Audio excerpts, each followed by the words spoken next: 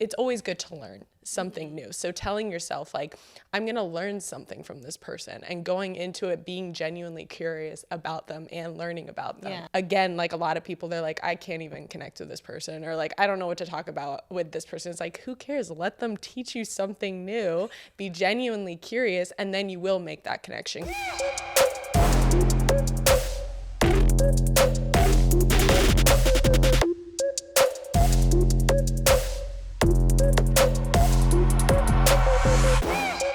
Welcome back, my billion-dollar baby. Today's episode is all about building your network to scale your career. So let's get into it. Networking is an essential part of building wealth. I truly believe that if I didn't take the time to really build my network when I was out and socializing, that I would not have the successful business that I have today.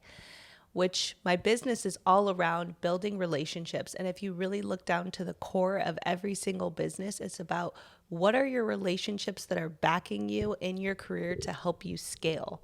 So once you start networking, you start to realize that it can go into each category of building a company. And when you're starting to network, it's all about building value for others. So what value are you going to bring someone else in exchange for getting monetary value?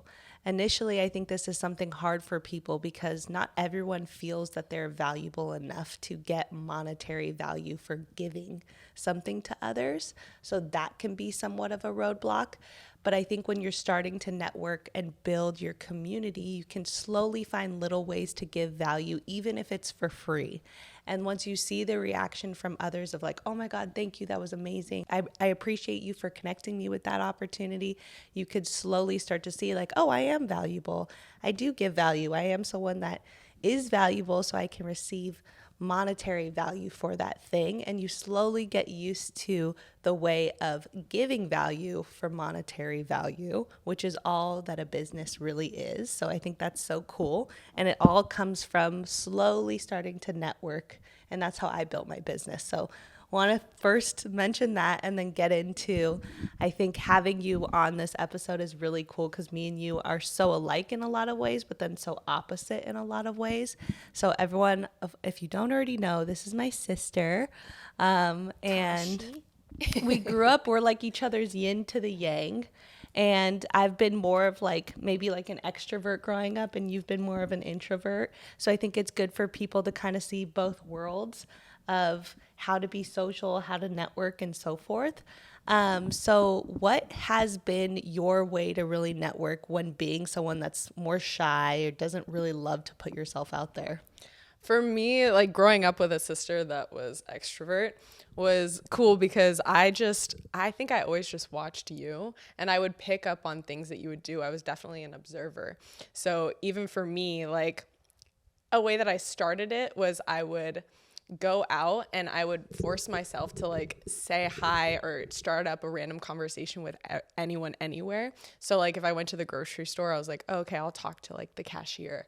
Or if I was like in an Uber, I was like, talk to the Uber driver, like make conversation. Like I would force myself because it was so uncomfortable for me.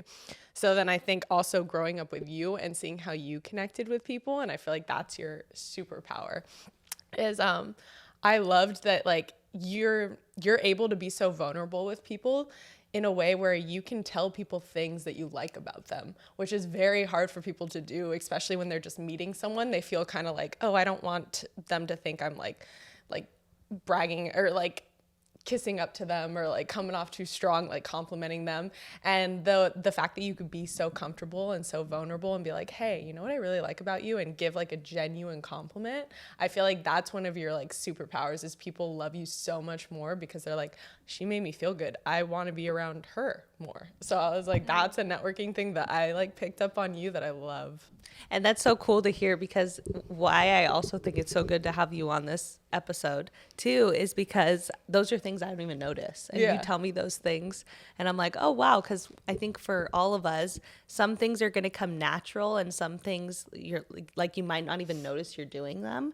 And then some things you're going to notice that if you're not that way, you're going to notice those little things about someone. So I think that's a good way for people to start to understand if they want to put themselves out there, whether it's to get more friends or to grow their social circle and business. It's starting with who around you is really showing like traits of something you want to be like, and spot those little qualities in them, and then slowly get yourself to put yourself out there. So how did you get yourself to really just rip the Band-Aid off and do it? Because I know you grew up like really shy.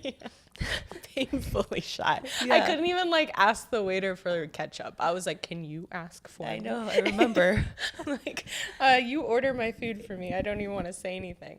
So yeah, I think it was definitely like, it got to a point where I was like fed up, because I would meet people. I would like make friends with people through like my sister. A lot of the time she would like introduce me, and then people would tell me later that they thought that I was like a bitch because I wouldn't talk. And I was like, well, that's the last thing I want, because as a shy person, what you really are feeling is you don't want to bother people. So like we get reserved because we're like, I don't know if I have anything good to say. I'm just gonna like keep to myself.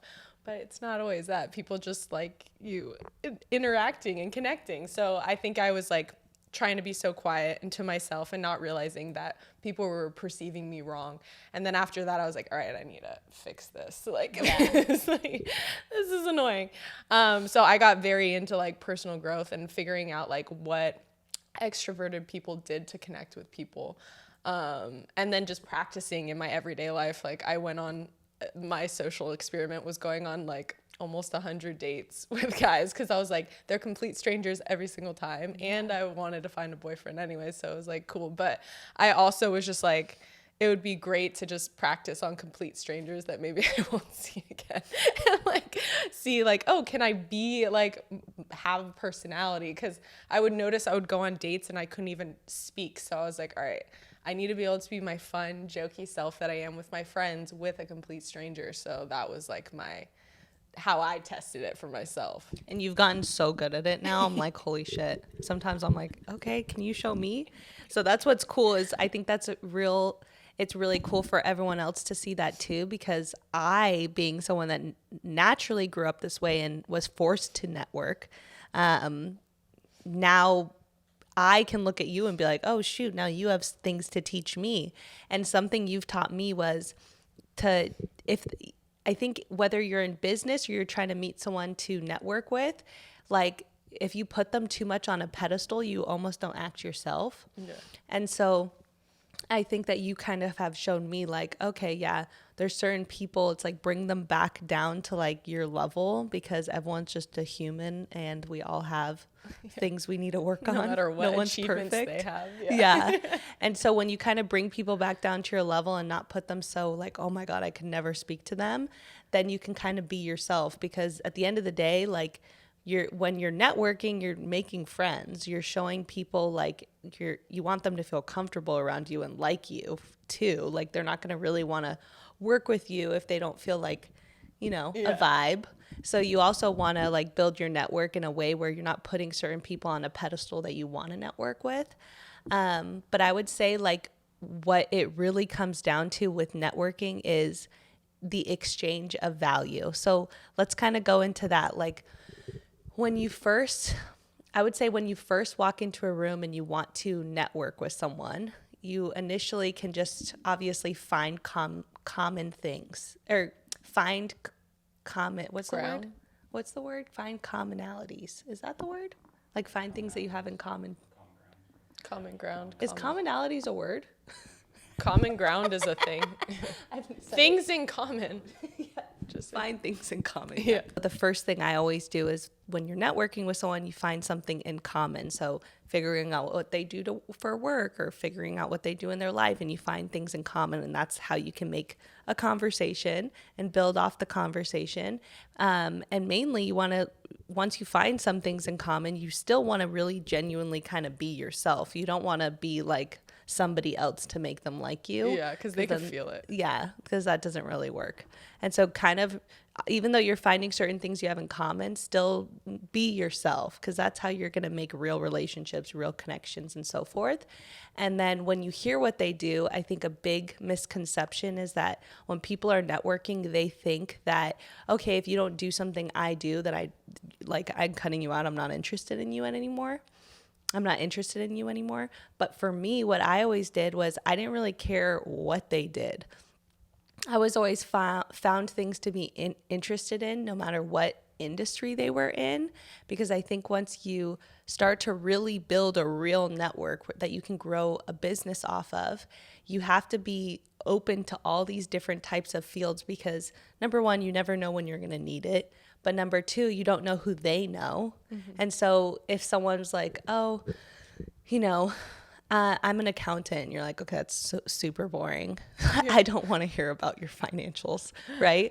But you could just be like, oh, that's awesome. Like, you know, when did you start doing it? Where do you work? And they might work at a cool company, or they might know cool people, and you're like, oh, that's awesome. Yeah, like, do you do it by yourself, or are you doing it are you employed by someone? You know, are you freelance, whatever? Because once you start to know, do they work for a company or are they freelanced? Depending on if they're freelance, maybe you can connect them with different clients, you know, eventually that want an accountant. You could be like, down the road, once you get their number, you could be like, oh yeah, when you're talking to the next person you're bringing value to, you can say, oh, I actually met an accountant the other day. They have a ton of experience. I haven't worked with them yet, but if you want me to give you their number, I can connect you with them. And then they're like, oh, thank you. And you're giving value to that person. You're giving value to the person you met prior. If they work at a company, then you could be like, what's the company? And then you figure out what the company is. And maybe there's things that you can help the company with, or connect other people with that company. Oh, I know their accounting team. I probably can get you a contact there. Oh, I have someone that wants to work with your company. Like so you start to really like expand your network of who you know. And I now am at a place where like people reach out to me for so many different things, and they look at me as someone that can help them in their lives. And I like that, because at the end of the day, if you're not able to give value to others, how are you going to get money for giving value, right? Like, because all businesses are at the end of the day is giving value for money, right? You're not going to pay someone if they're not giving you value. So that's really how I built my community and network. But I think that you can really look into any company in the world, even a tech business, and be like, okay, what does it really come down to? I think it comes down to their network. Who did they know? How did they get there? What other people in their company did they have to network with to get and hire? And then that's how they built the company. Because if you see like each company, like even other people that you've partnered with, there's always that person that's almost like the social one that like goes out and makes those connections. Even like you could be the smartest person in the world and like know how to develop something, but if you don't have someone making those connections for you, it's hard to build what you're trying to build. But that's what I like about you going to like talking about how like when you do connect with people in social settings, I think the trick that you have is that you actually are genuinely curious in learning about what their profession is or about them. So I think for people, what's really good is actually being like, you know what? No, I do want, it's always good to learn something new. So telling yourself like, I'm going to learn something from this person, and going into it being genuinely curious about them and learning about them is huge, because again, like a lot of people, they're like, I can't even connect with this person, or like, I don't know what to talk about with this person. It's like, who cares? Let them teach you something new, be genuinely curious, and then you will make that connection. Because I think for you, that comes so naturally that a lot of people, it's not like, for me, it wasn't. I was just like, it's hard for me to like get myself curious about people that I wasn't into like what they were talking about. So telling myself like, I'm learning something new, like that's so like true. Actually be genuinely curious. So that's a great. Yeah, because I even think that even if you work at a company and you're employed, like even if it's not your own business, like building your network is still super valuable, because think about the things that you can come and offer the business. You're like, oh, I met someone that does this, and like then your boss starts to look at you as like, oh, she is bringing value. She is more valuable to me now, or she or he. So I think that, and no matter where you are in your life, if you're in a business or you're trying to grow a social circle, people like to be around that, Yeah. you know? People that are connected. It's huge. Yeah. It's huge. Yeah, I hear that from you all the time too with work. You're like, oh yeah, we need to talk to this person because they're very connected to this person. Blah, blah, blah. It's like, yeah, it helps you grow. You grow so much quicker through connections. And once you start doing it, you start to see it in other people. And then I believe, I don't know, I genuinely think it's the most important thing. Yeah. So I'm always like, I value those people a lot Yeah. because I've seen how what I've been able to do with it. Yeah. So when I see someone else doing it, I'm like, I see you. And what I like about it is you can't be greedy with your connections. You can't be like, they're just mine, blah, blah, blah. Like you actually like share your connections. Exactly. And that's why people want to share with you. So I feel like that's important too. That's so true. Yeah. I think that's a huge piece because when I was first building my career, I initially was very like, I always was very like giving of my connections, but what I had a hard time with was turning it into money. And you saw that with me. I struggled a lot with that because that was my own thing of not feeling valuable enough and not really realizing that what I was doing was already valuable. So that's why now I can say, looking back, that to really grow your connections into monetary value is to slowly start looking at how people are reacting and how people are coming back to you based off the value you gave. And once you start to see proof of, okay, others are thinking what I'm doing is valuable, like then you can start to be like, okay, maybe I can start to create ways for this to make me money. And then you slowly start opening up your mind to that because now you're seeing that people are feeling that you are valuable. So now you're believing you're valuable. But that took me years and years. Remember when you did festivals? I was like, that was, I feel like, a huge breaking point for you. You're like, I literally built their whole department in that and I got nothing for it. I feel like that was a life-changing. You're like, no, I'm making money from this now. I know. Yeah, exactly. And so I definitely, in a lot of my paths over my career, I've built a lot of cool things, but I wasn't paid in return for the value that I brought based off the connections and people I knew. And when you have connections, you can really build a whole business department and so many things that are valuable to others. So that's really cool. But tell us, is networking hard if you don't drink? I think that's a good. Yeah. Well, for me, I realized I was using drinking as a crutch.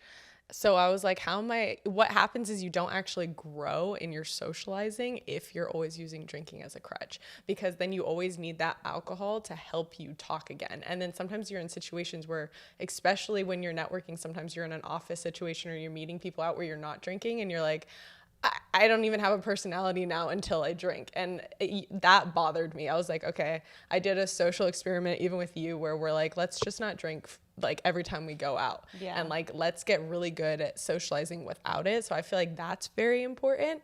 And like, when you can make people feel comfortable, like a lot of people don't even notice that you're not drinking. Like as long as you just have like we used like a fake drink to make people feel like comfy that you weren't drinking, but that was like our trick.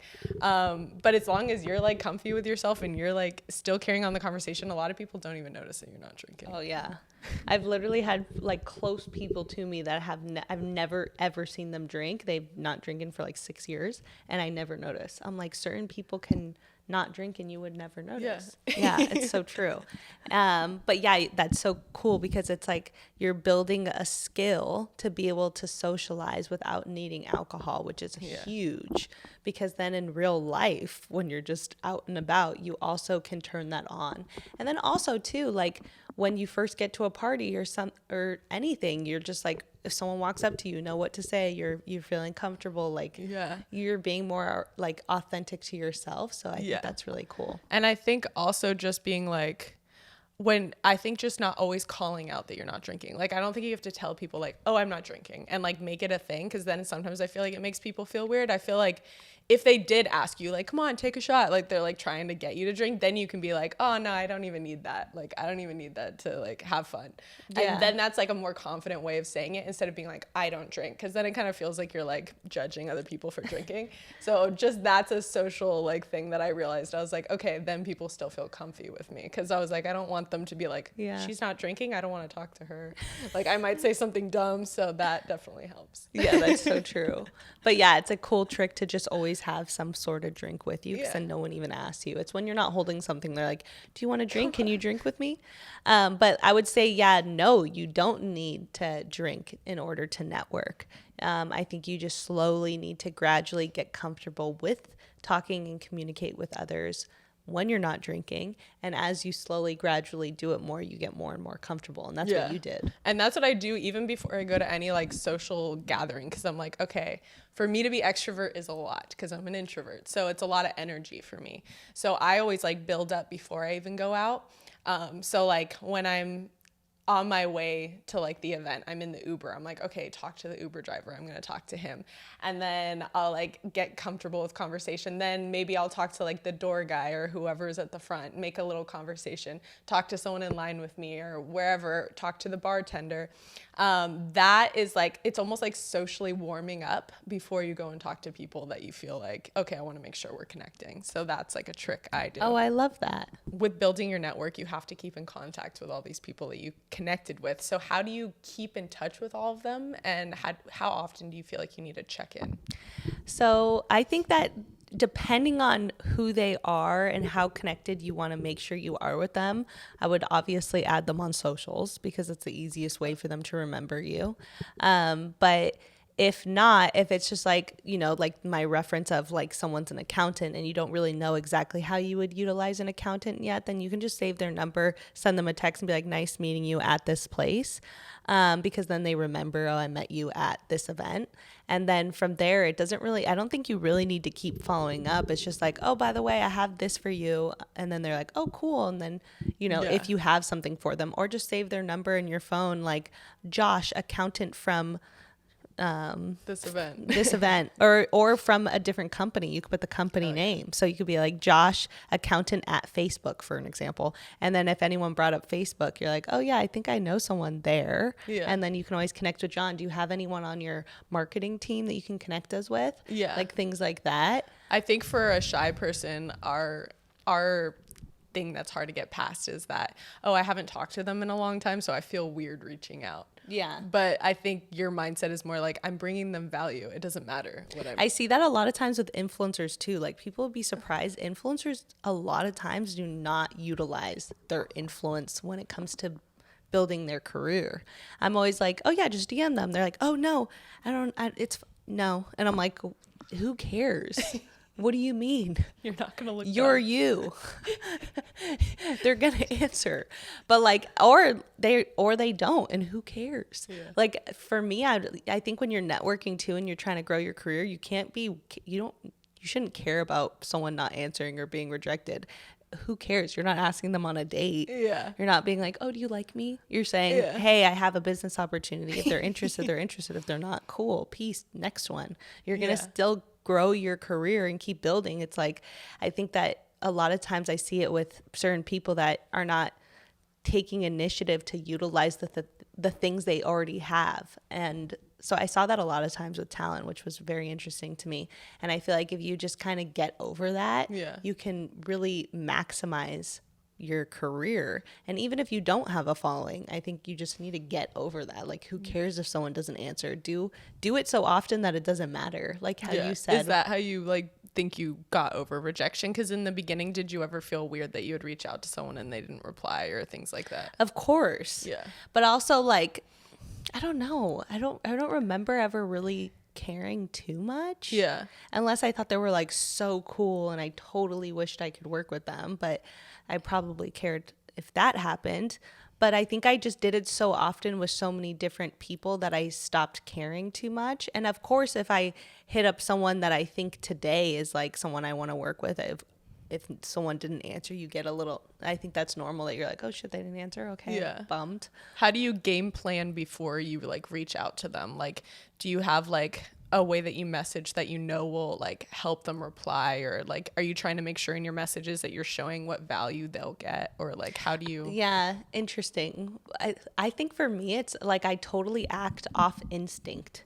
Like if I'm feeling it, I just go. And that's like something that I have. One of my business partners at work, I don't think they love that about me. They're always like, wait, slow down. Let's think about it. And I'm like, no, if I feel it, I just move. Yeah. But if I don't feel it, I'm like, I don't want to work on that right now. And then they're like, well, we need to get it done. And I'm like, well, I just know myself. I can't work on it right now. Yeah. So like when I think of something, I act off of like pure instinct of like, I have this feeling of like, oh, that would be cool. And I'm excited. And I just reach out however I authentically think and put the When you're in your message down flow when I'm state. in the feeling of like, this would be cool. Yeah. I don't wait. I'm not like, oh, I'll hit them up later. Because then you never hit them up. Yeah. And then you're waiting to feel the excitement or passion or something that will move you to do it. But I think if you feel like, oh, that would be so sick, hit them up right then, send it. It's going to be authentic to you. I don't think you need to overthink what you said.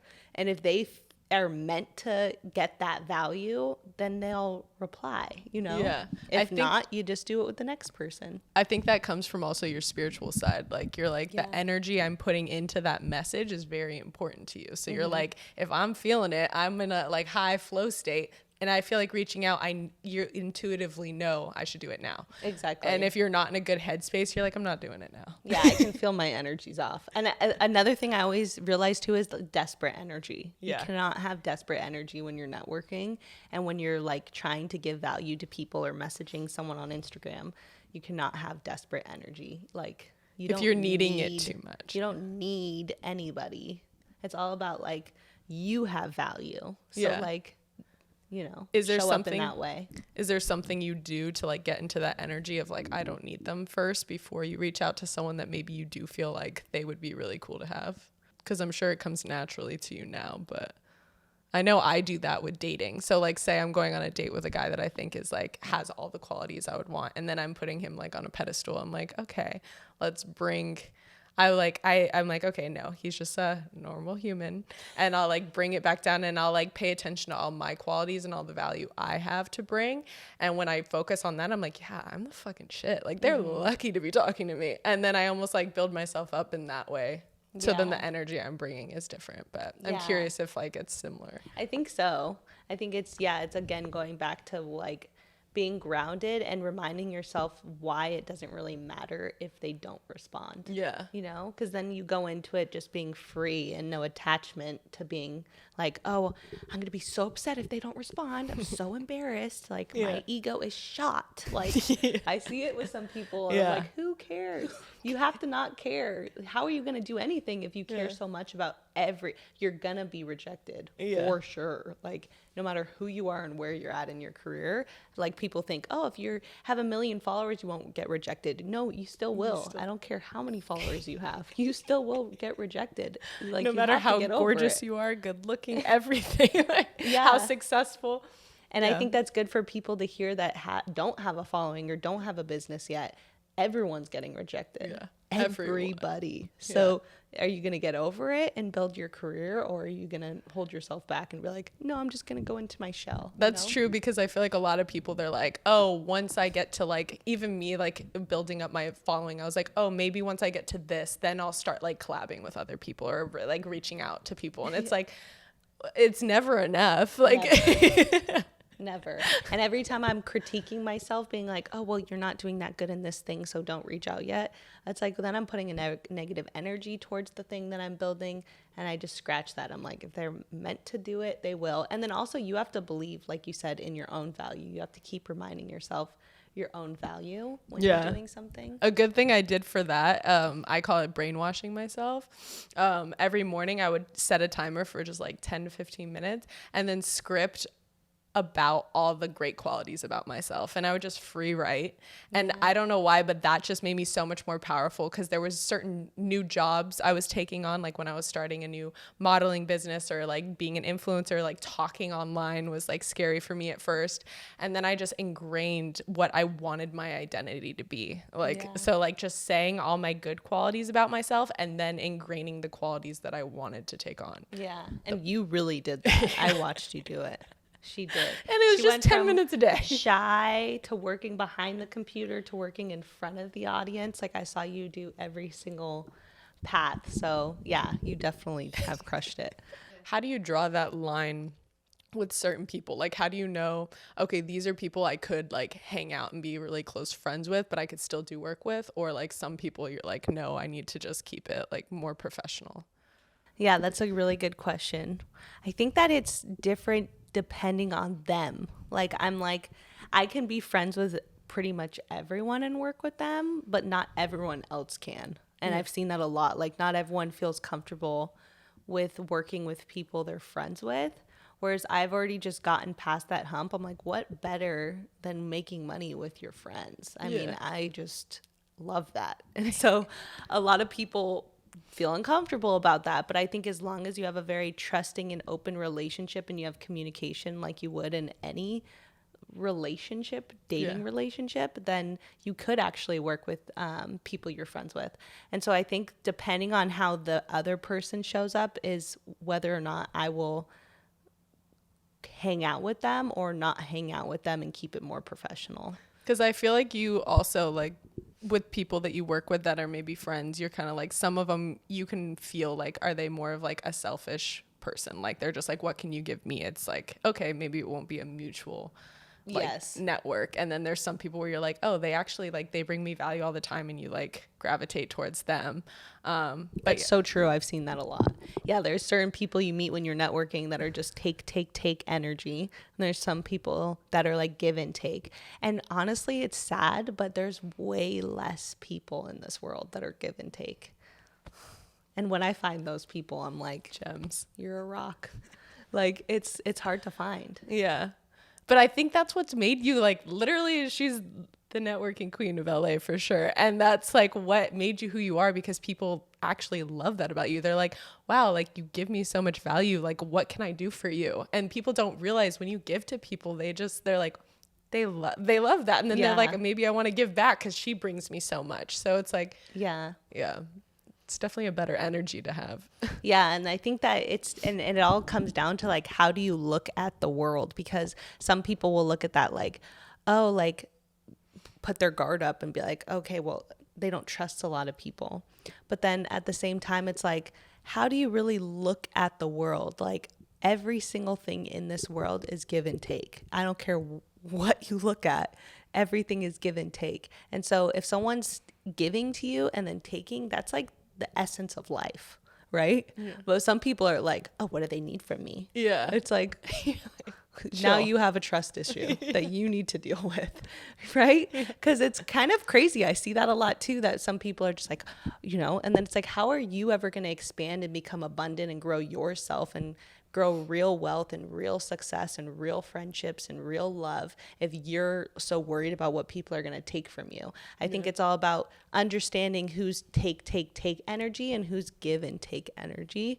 And that's helped me a lot in my career. And now if anyone's like a just take energy, I do keep them somewhat of a distance. Yeah. I can still work with those people because I understand how to respect my boundaries and know how to make sure that I get a give. Yeah. Where some people don't. They give, and then get taken advantage of. That took me a while to learn. Yeah. And then now the people that are give and take, those are the people I'm more close with that I can call like people I would good really friends. Hang out with. So I think people can start to see who are my real friends, because the people that you can actually hang out with are the people that are give and take energy. Yeah, I agree. And I feel like also like the rejection with the fact that you are working with, like you are connecting with these people, so you are making somewhat of a friendship. You've grown a lot with that, like the people that did kind of hurt you in business, because you do make relationships with these people. So I feel like there's also a rejection in that too, that people have to be aware of. That's true. Yeah, because how you deal with that is like, it's hard. It does feel personal. Yeah, that's true. It's like you also have to be willing to get hurt more when you're friends with people you work with, because you let them in more. But at the end of the day, like I've gotten my heart broken a million times by friends that I did business with. But at the end of the day, the thing that makes me feel better is like, I already know they're going to regret it one day. I do. I'm like, I'm going to keep growing and being more successful. And the people that ride with me or are honest with me or communicate with me and have that relationship are the ones that I'm always going to help along the way, no matter where I'm at in my life. And the people that aren't, they're going to learn that lesson. Yeah. I'm not going to go out of my way to get revenge, but Yeah. they'll know. No, there's so many that have come back.